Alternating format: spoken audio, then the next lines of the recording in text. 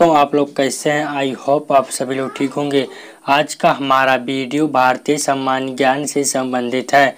तो आइए हम उस प्रश्न को स्टार्ट करते हैं।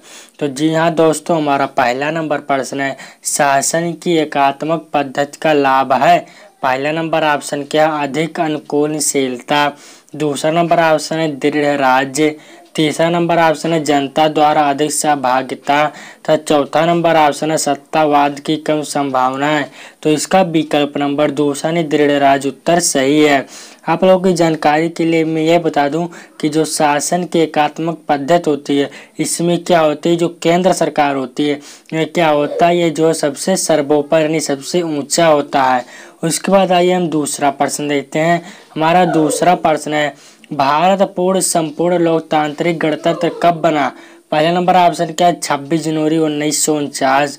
दूसरा नंबर ऑप्शन है 26 जनवरी 1951। तीसरा नंबर ऑप्शन है 26 जनवरी 1930। चौथा नंबर ऑप्शन है 26 जनवरी 1949। तो इसका विकल्प नंबर चौथा ने 26 जनवरी 1949 को जो है भारत पूर्ण संप्रभु लोकतांत्रिक गणतंत्र जो है बना था।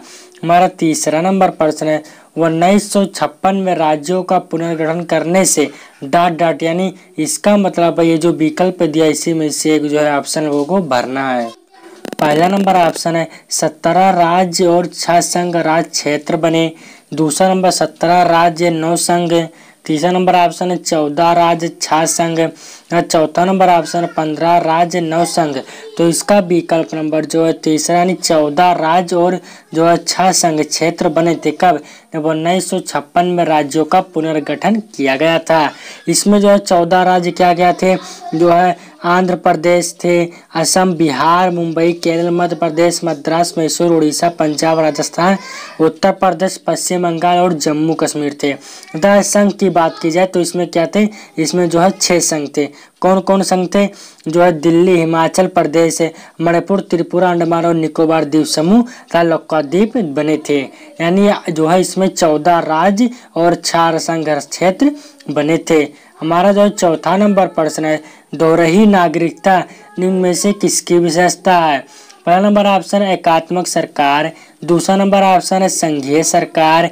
तीसरा नंबर ऑप्शन है संसदीय सरकार तथा चौथा नंबर ऑप्शन है राष्ट्रपति शासित सरकार। तो इसका विकल्प नंबर जो है दूसरा नहीं संघीय सरकार उत्तर सही है। दोहरी नागरिकता का मतलब होता है संघ सरकार एवं राज्य सरकार दोनों ही। तो उसे क्या कहा जाता है, उसे जो है दोहरी नागरिकता कहा जाता है। उसका हमारा पांचवा नंबर प्रश्न है, स्थानीय सरकारें का आधार क्या है। अभिजात तंत्र का है, धर्मनिरपेक्षवाद का, लोकतंत्र का या फिर आरक्षण का। तो इसका विकल्प नंबर जो है तीसरा यानी लोकतंत्र का जो है स्थानीय सरकार का क्या आधार है। उसके बाद हमारा जो छठवां नंबर प्रश्न है, उच्चतम न्यायालय द्वारा कितने प्रकार की रिटें जारी की जा सकती हैं।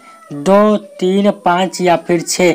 तो उच्चतम न्यायालय द्वारा जो है कि जो है 3 यानी विकल्प नंबर तीसरा यानी जो है 5 जो है सीटें जारी की जा सकती हैं। उसके बाद हमारा जो है सातवां अगला प्रश्न हमारा है, अभियुक्त को नमूना हस्ताक्षर करने के लिए बाध्य करना क्या माना जाता है।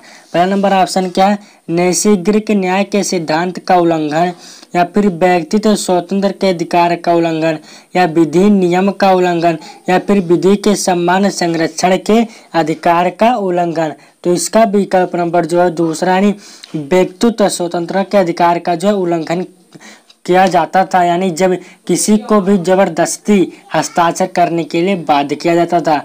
उसके बाद हमारा जो 8वां नंबर प्रश्न है, निम्नलिखित मौलिक अधिकारों में किसको निवारक नजरबंदी अधिनियम द्वारा नियंत्रित किया गया है। तो पहला नंबर ऑप्शन क्या है, धर्म का अधिकार।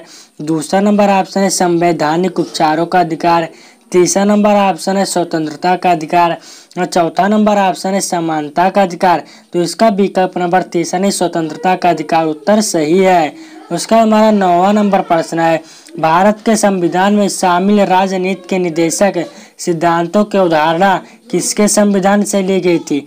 ऑस्ट्रेलिया देश से या यूएसए यानी यूनाइटेड स्टेट ऑफ अमेरिका यानी अमेरिका से या फिर ली गया था। उसके बाद हमारा जो तीसरा नंबर विकल्प है कनाडा, या चौथा नंबर विकल्प है क्या, आयरलैंड। तो इसका विकल्प नंबर तीसरा यानी कनाडा से आयरलैंड से जो है लिया गया था।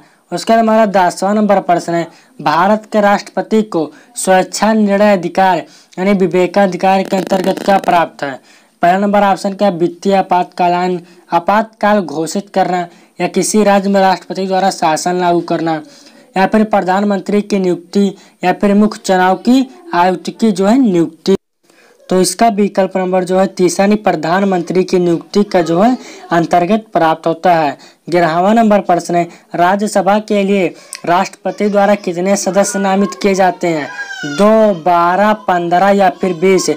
तो इसका विकल्प नंबर जो है दूसरा यानी 12 जो है सदस्य जो है क्या किए जाते हैं, नामित किए जाते हैं।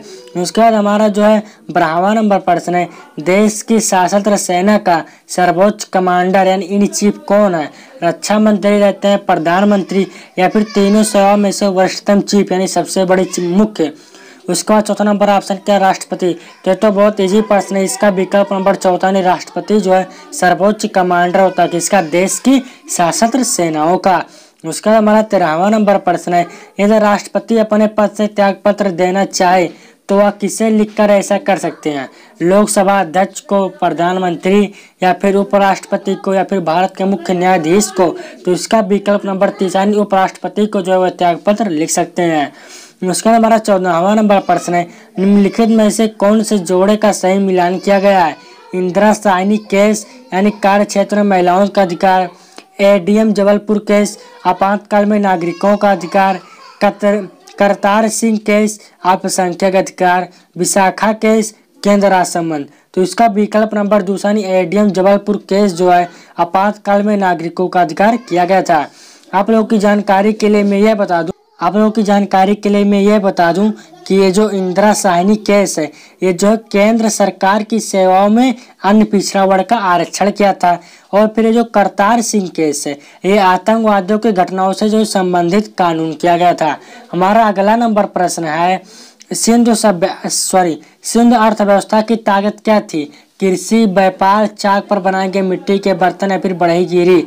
तो जो है सिंधु सभ्यता के जो अर्थव्यवस्था की ताकत थी तो उसका क्या था, वो कृषि था। विकल्प नंबर जो हमारा पहला उत्तर सही है। आई होप आप लोगों को वीडियो अच्छा लगा होगा। यदि आप लोगों को इससे और भी जीके से रिलेटेड क्वेश्चन चाहिए तो मेरे चैनल को सब्सक्राइब करना मत भूलिएगा। तब तक के लिए जय हिंद, जय भारत। मिलते हैं नेक्स्ट वीडियो में।